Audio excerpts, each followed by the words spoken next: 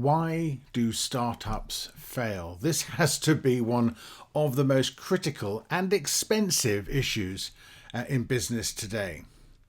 It is an established fact that 90% of startups fail.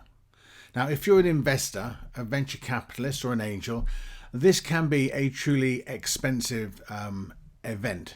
Obviously, all the money you've put in, sometimes it's hundreds of millions of dollars, goes up in smoke because the startup doesn't succeed and you decide, or it has to be closed down.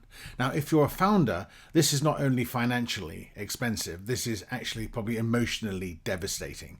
So it is a critical issue, and it is one that is worth thinking about and spending some time discussing. The issue is, whatever your role, how can you improve the odds in your favor? As they say in the Hunger Games, may the odds be ever in your favor. By understanding some of the main reasons startups fail, and by doing your best to avoid falling into the traps, is the answer. And this is the whole purpose of this series of videos.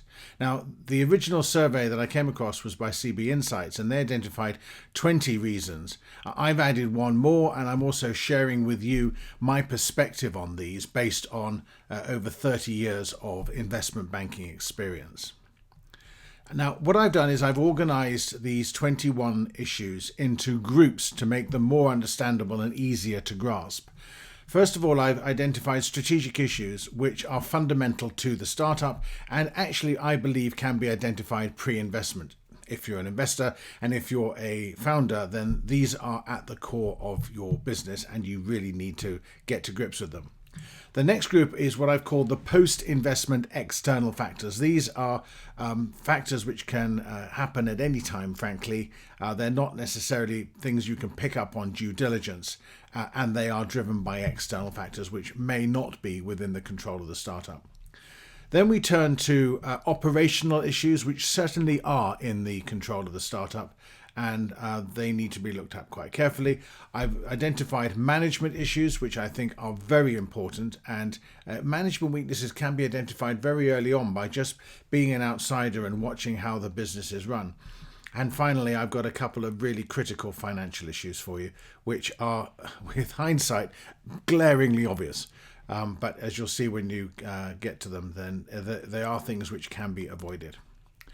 So let's start by looking in the next video at the 8 factors which can be identified as part of any due diligence process prior to an investment.